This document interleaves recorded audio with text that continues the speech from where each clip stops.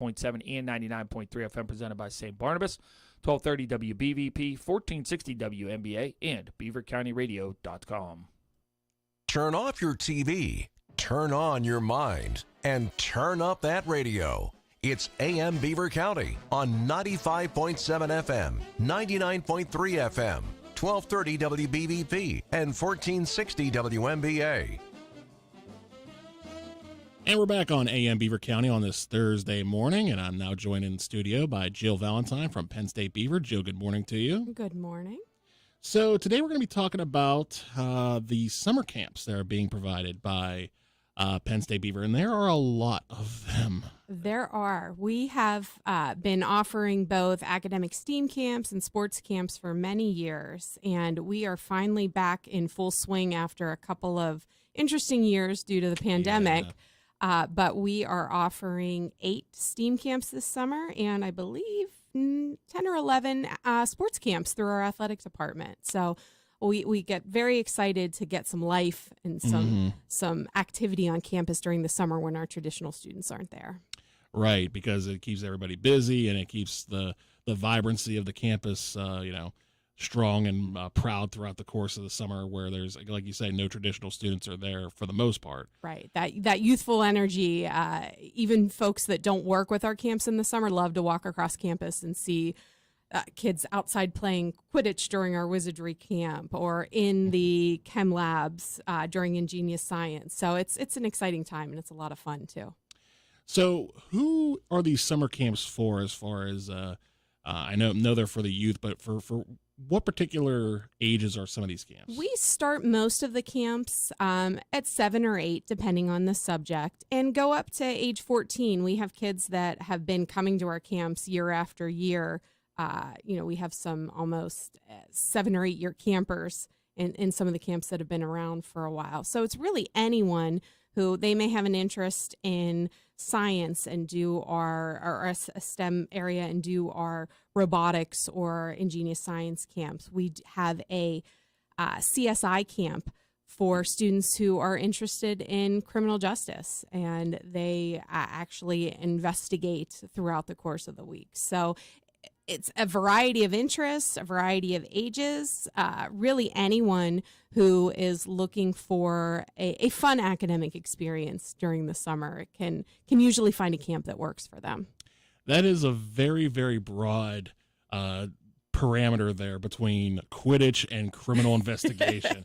How does those at Penn State Beaver that are sort of, planning these summer camps ahead of time, how do they come up with these ideas for what the camps are going to be? Well, we try to align them with our academic programs at the undergrad level. So we are always talking about creating pathways for students to explore their interests, see what they might want to do, and that also helps us with content development too. So we have faculty from Penn State that assists with the camp. So we have wonderful teachers from the area who are looking for something to do in the summer and just have a passion for creating these types of fun programs with an academic spin. So we have a number of different people that work together to coordinate the content.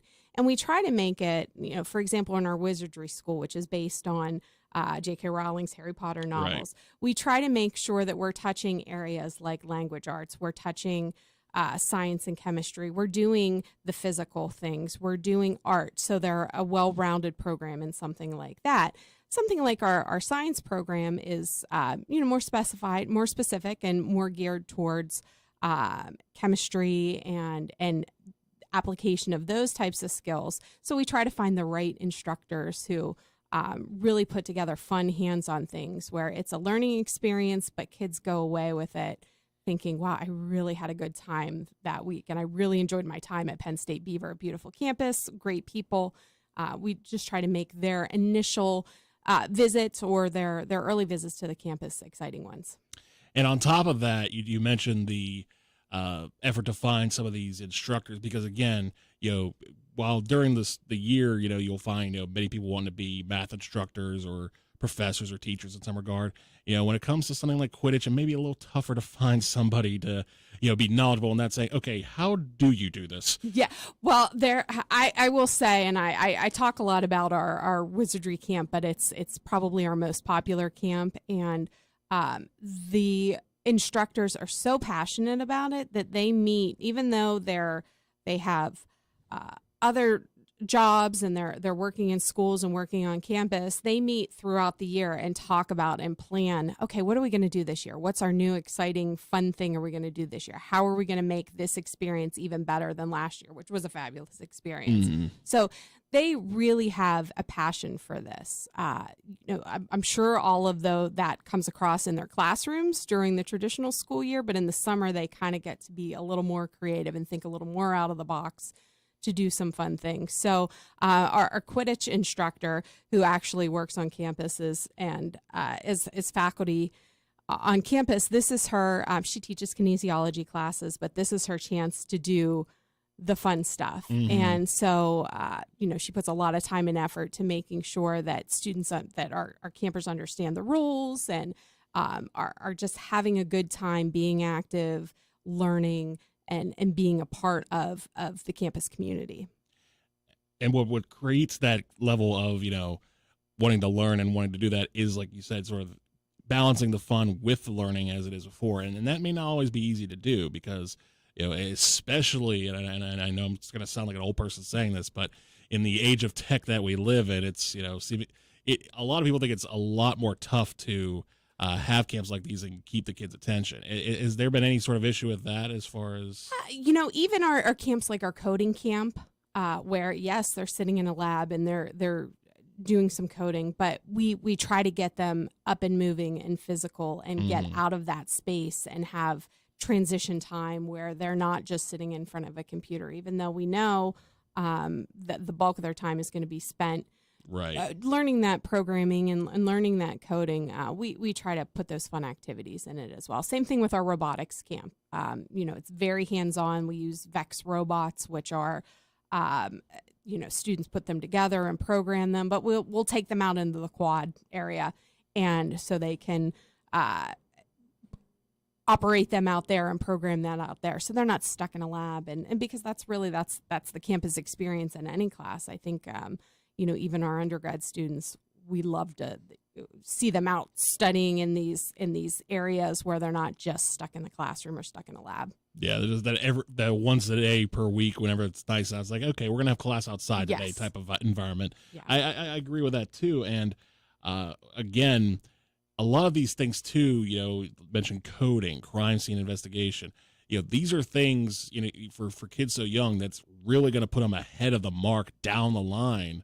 Especially when it comes to, finding a job in the near future or finding perhaps a major at a college in the near future. This is going to be a big step for them in that direction. Yeah, it's exploring, and they may find out that they don't like it. They can go into a coding class, and sure, they liked the camp and they had a lot of fun, but they realize, that's not kind of a pathway that I want to take. And it's all about, at this age, exploring that. Who knows that? That's a good point. We talk a lot about the importance of career planning and career exploration, but who really knows at that point? So this gives them an opportunity to get an on-campus experience, try something out, see what they want to do. And maybe next year, instead of trying the coding camp, they're going to do musical theater.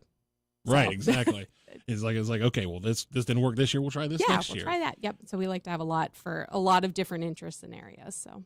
We're talking with Jill Valentine from Penn State Beaver about the summer camps being provided by Penn State Beaver. We'll talk about the details on how to enroll for them after the break here on AM Beaver County.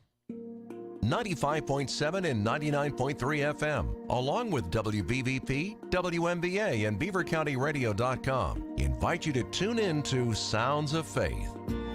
Tune in Sunday mornings from 7 until 9 for a mix of the best sacred music of all time. Sounds of Faith is brought to you by Crawford Tire and Beaver, the William Murphy Funeral Home, City Rescue Mission, MRS Physical Therapy, Circle of Friends, J&J Spratt Funeral Home, and Rome Monument and Inspirational Gifts. Sounds of Faith, uplifting, relaxing, and inspiring radio. Sunday mornings from 7 until 9 on 95.7 and 99.3 FM, along with WBVP, WMVA, and BeaverCountyRadio.com. Make plans to attend Beaver County Boom and make Beaver County Radio a part of your evening celebration on June 25th. Turn up the volume and gaze to the skies because the special choreographed pyrotechnic score set to flames in the heavens will create an experience unlike any other. It's all happening Saturday, June 25th. The Presley Ridge live broadcast on Beaver County Radio starts with on-site coverage in Bridgewater at 6, followed by choreographed music on the radio and the enormous fireworks display starting at 9:45. Broadcast sponsors include the Beaver Falls Municipal Authority, Tom Sites Demolition, Electric Garage Door Sales, the Hopewell Shopping Center, Fried Transportation, City Rescue Mission, the Beaver County Transit Authority, McGee Heating and Air Conditioning, Junction Auto Service, and Beaver County Radio, 1230 WBVP, 1460 WMBA, 99.3 FM, and 95.7 FM. The views and opinions expressed on WBVP and WMBA are those of the participants and host. They are not necessarily the viewpoint of WBVP and WMBA, its staff, management, and advertisers. Thank you for listening to WBVP and WMBA. And we're back on this Thursday morning edition of AM Beaver County. We're also on Facebook Live this morning as we're talking with Jill Valentine from Penn State Beaver about the summer camps taking place. And I believe, have they started yet? Or we have started our athletic camps this week, and then our first academic STEAM camp starts the week of June 27th. We actually have 3 camps running that week, so it will be a busy week on campus. Now, if anybody listening is interested in being a part of this camp, whether it be parents interested in bringing their kids there or kids themselves being interested, how can they sign up?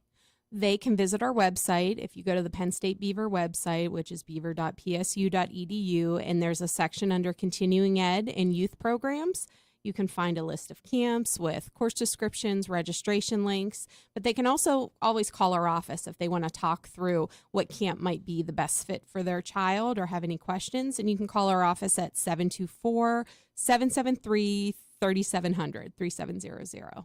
And that's for those who, want to get more of an in-depth sort of conversation, thinking about, what exactly do you guys offer, what it is that you do. Right. And again, we'll have all those links up at beavercountyradio.com later on this morning.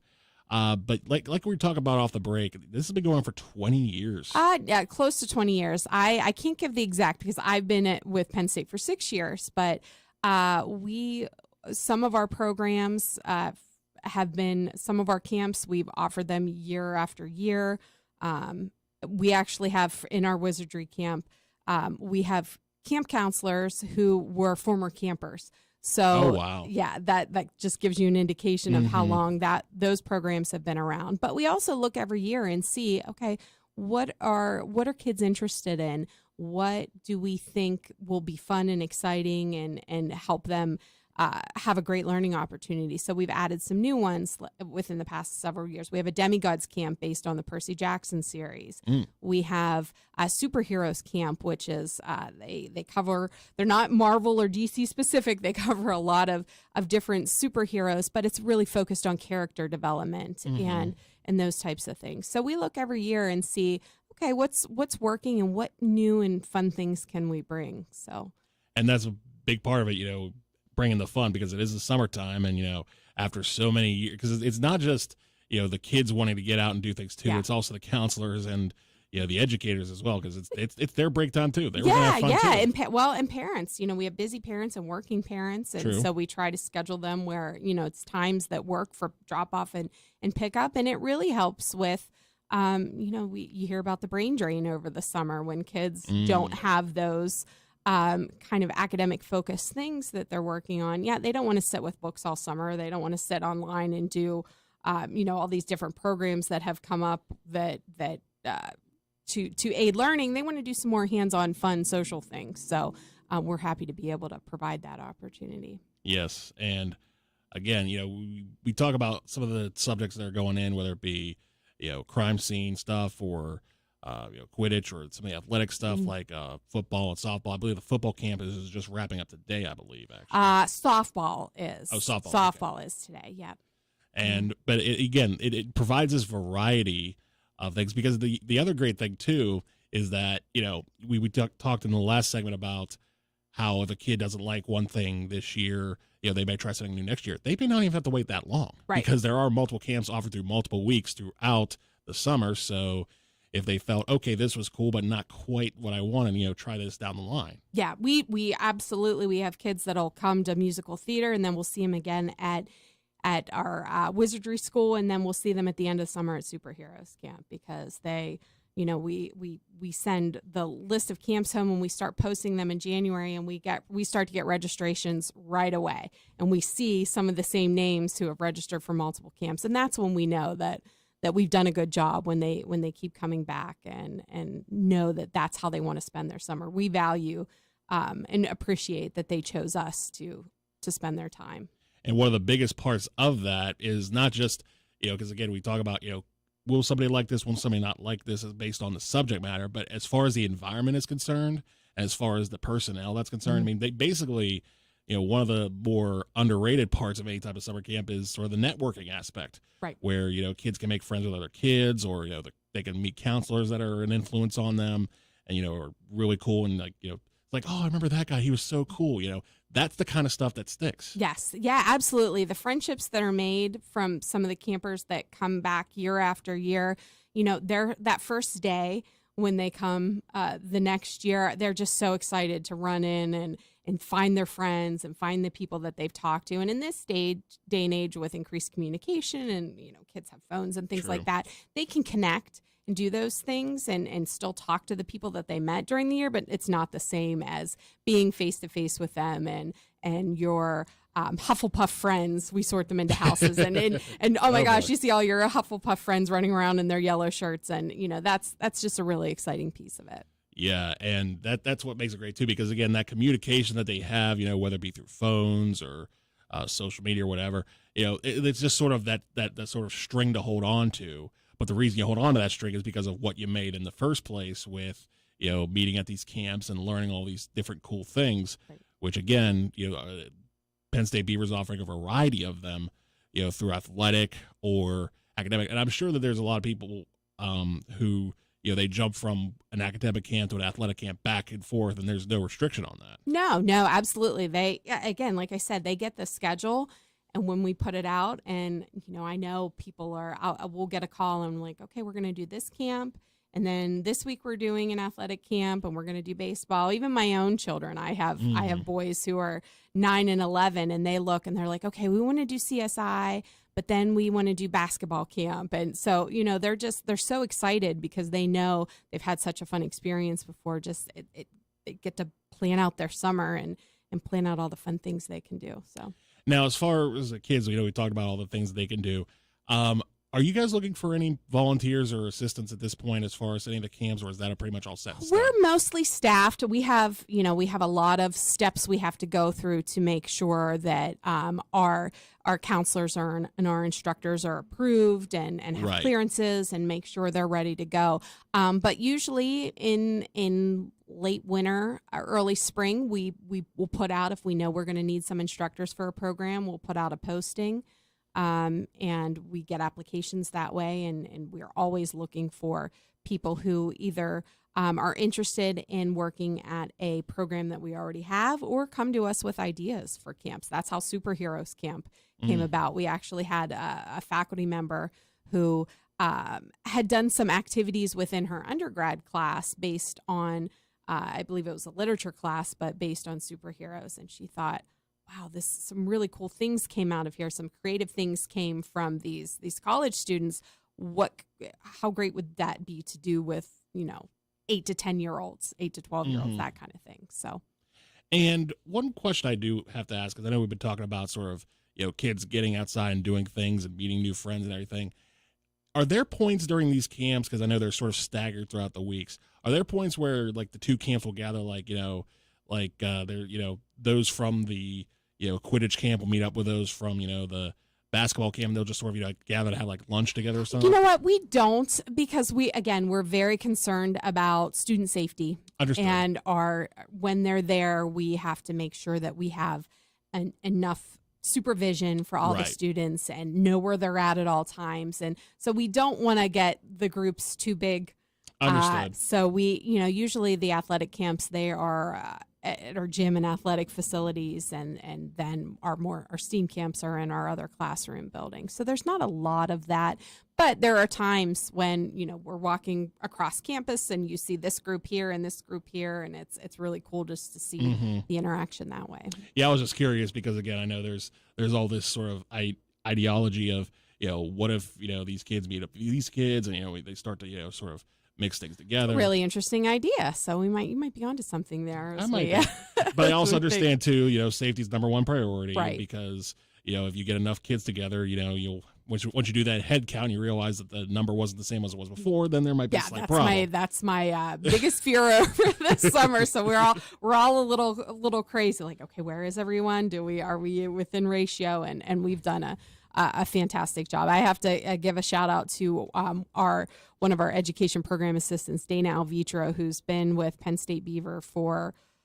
I think she's been there for over 20 years or close to 20 years, and she's been working with the camps, and she's amazing. She's coordinating everything from safety plans to snacks to pick up and drop off to marketing, and she does a fantastic job with our camps. So I have to give a lot of credit to the work that she's put in over the years. Yes, and much credit to all of the workers who have helped out throughout the course of these, last 20 years, and especially the last couple, because I can only imagine what that was like.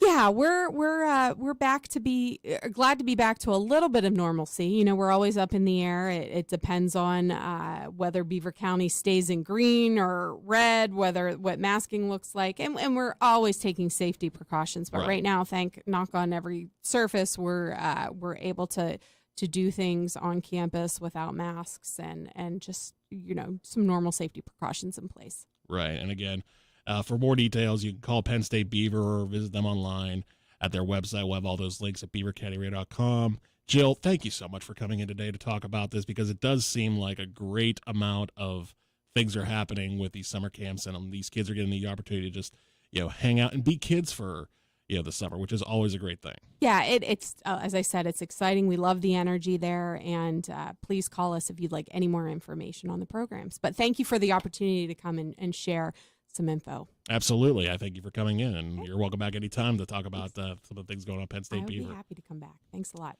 That's Jill Valentine. She's from Penn State Beaver, talking about the summer camps. Again, we'll have full details at beavercountyradio.com. Coming up next on Beaver County Radio is the Thursday edition of Teleform. Eddie Crow in the driver's seat, of course. Best of Beaver County coming up at 11 o'clock this morning, followed by Notes of Local Entertainment at 11:35. And the Pirates have the day off. They'll be back tomorrow when they take on the Giants. 6:40 airtime, 7:05 first pitch here on Beaver County Radio.